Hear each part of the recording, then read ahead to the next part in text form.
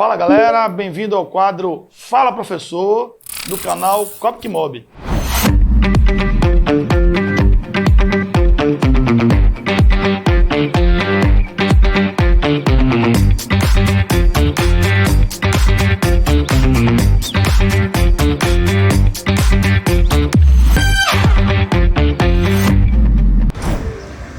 Fala professor, bom dia. Andando pela cidade de Salvador, eu consigo perceber, consigo enxergar vários tipos de transportes, alternativos, indicando linhas alternativas. Eu gostaria de saber do senhor, esses transportes são clandestinos? Qual a diferença para os outros tipos de transporte?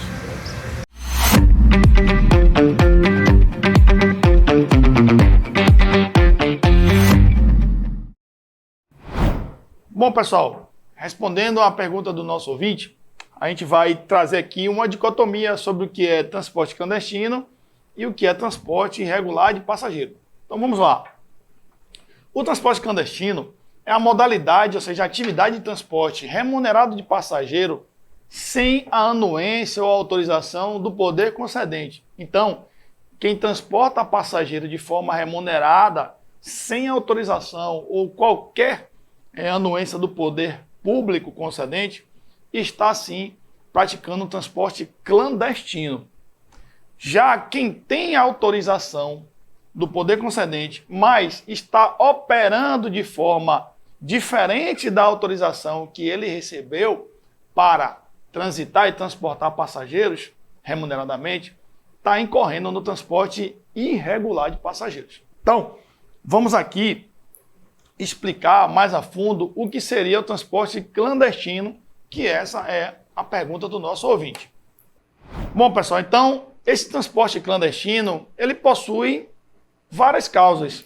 Porém, eu vou destacar aqui as principais causas, que são elas: a falta de planejamento da mobilidade urbana regional, ou seja, o órgão de trânsito e transporte ou o próprio município não planejou a mobilidade urbana, não ofereceu um transporte regulamentar, e aí é um motivo para que o transporte clandestino se instale nessa cidade. Outra coisa é, desde que o órgão tenha ou o município possua um transporte regulamentar, mas que esse esteja de forma insegura, de forma desconfortável, ou seja, um transporte com baixa qualidade, vai fazer com que o transporte clandestino também se instale nessa cidade.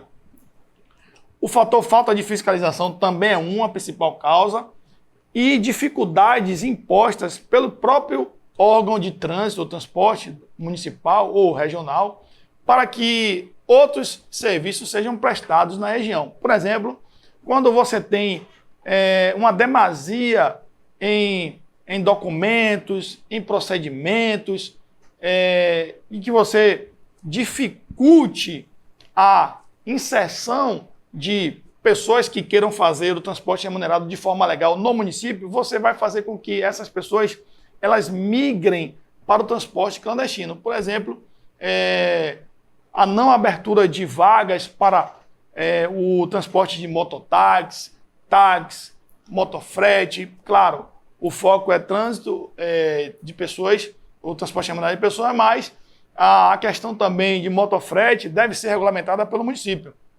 Então, quando você não regulamenta, não abre vagas para o transporte complementar, regulamentado na região, você faz com que essas pessoas que operam o transporte remunerado clandestino, ela permaneçam na clandestinidade, ainda mais se você não fiscalizar.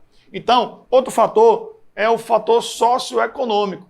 Então, tem pessoas que, quando ficam desempregadas, elas pegam suas rescisões, ou então tem alguma economia, compram um veículo e vai operar na praça o transporte clandestino. Mas esse último fator aí, é importante dizer que não é uma condição sine qua non para que ele permaneça fazendo o transporte regular. Por quê?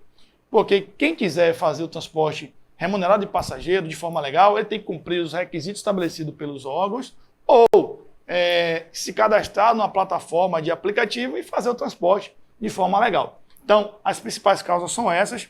Vamos agora, ainda respondendo a pergunta, falar um pouco das características desse transporte clandestino. Vamos lá. Eles não praticam o benefício da gratuidade, né? Idoso, por exemplo, pela legislação federal, o idoso a partir de 65 anos, ele tem a isenção da tarifa no transporte urbano, metropolitano, de passageiros.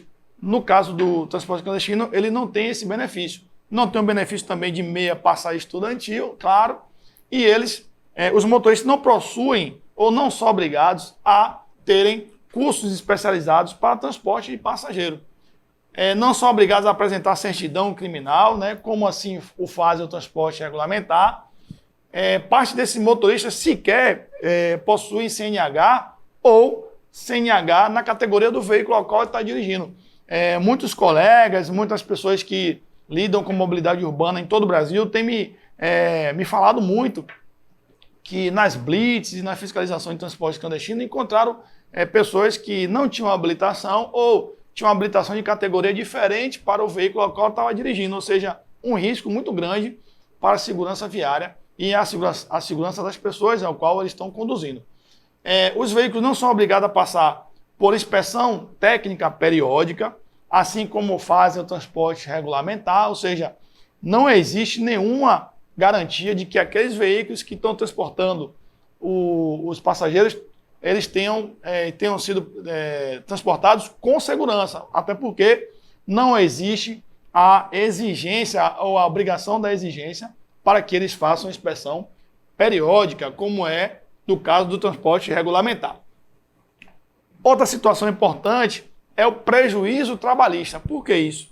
Não existe nenhuma relação trabalhista do proprietário do veículo ou do cobrador do transporte com o proprietário do veículo, nem o condutor com o cobrador ou proprietário do veículo que faz o transporte clandestino. E com isso não gera seguridade social e se houver algum acidente de trânsito, né, é bem provável que esteja exposto a ocorrer um acidente ou um sinistro de trânsito, eles venham a ser amparados por qualquer seguro ou que seus herdeiros, por assim dizer, se caso venha a falecer as pessoas envolvidas no transporte clandestino, os seus herdeiros ou dependentes sejam amparados pela Seguridade Social, que eles recebam a pensão por morte ou por invalidez. Então, é um problema social também muito grande quando do transporte clandestino. E o que é que a legislação federal fala sobre isso? Pessoal, a legislação federal, nós temos aqui o CTB, o Código de Contravenção Penal, né, e o próprio Código Penal. O CTB, ele é claro no artigo 231, inciso 8º. Se você transita com um veículo e faz transporte remunerado de passageiros sem autorização, é sim passível, né, de multa e remoção do veículo ao pátio público. Então, de pronto, nós temos aí uma vedação da legislação federal sobre isso. Outro problema que encontra-se em todas as regiões do Brasil é a questão da contravenção penal. Por quê? Porque o transporte clandestino, você vê que as pessoas anunciam nos pontos de ônibus, né, e nos pontos, em qualquer ponto da cidade, um serviço pelo qual ele não tem autorização para fazer. Então, o artigo 47 ele é bastante claro, tratando essa atividade como uma contravenção penal. Por exemplo, exercer profissão ou atividade econômica ou anunciar que a exerce sem preencher as condições a que por lei está submetido o seu exercício. Então, se eu estou praticando uma atividade ou anunciando ela, pela qual eu não tenho autorização, sim, pode ser enquadrado como contravenção penal. Por sua vez, o Código Penal, no artigo 328, fala que usurpar o exercício de função pública, né, a pena de detenção de 3 meses a 2 anos de multa. Claro que isso aí, para ser configurado, é muito difícil, mas existe uma previsão e vai depender muito de quem está fiscalizando, de quem conduziu a situação e que foi para a delegacia, e o delegado entendeu e enquadrou isso como uma usurpação do exercício da função pública, porque a prestação do serviço público é de competência do município, isso é a função do município, está lá no artigo 30 da Constituição Federal. Então, possa ser que o entendimento seja também esse em relação até uma tipificação criminal da atividade de transporte clandestino. Pessoal, o que é que o STF já se pronunciou sobre o tema? O município ele pode legislar sobre trânsito, o transporte de veículos remuneradamente? Sim, então vamos lá. O recurso ordinário 661/702 ele foi já julgado e na decisão do STF o município pode sim legislar sobre transporte remunerado de passageiro, ou seja, além do artigo 231 do CTB, o município ele pode editar decretos em que fiscalize ou que vede, puna a prática irregular, né, de transporte de passageiro remunerado sem a autorização do poder concedente. Então, inclusive estipular penas diferentes à estabelecida no próprio CTB. Então, a decisão do STF foi com base no artigo 30 da Constituição Federal. Então, isso é um assunto que carece também um monte de discussão e que nós teremos em breve lançado aqui neste canal Copic Mob uma live para que a gente possa discutir melhor esse assunto e que lance oficialmente o nosso canal e o nosso quadro Fala Professor. Então eu espero vocês um pouco mais à frente. Em breve nós estaremos divulgando aqui no nosso canal a nossa live.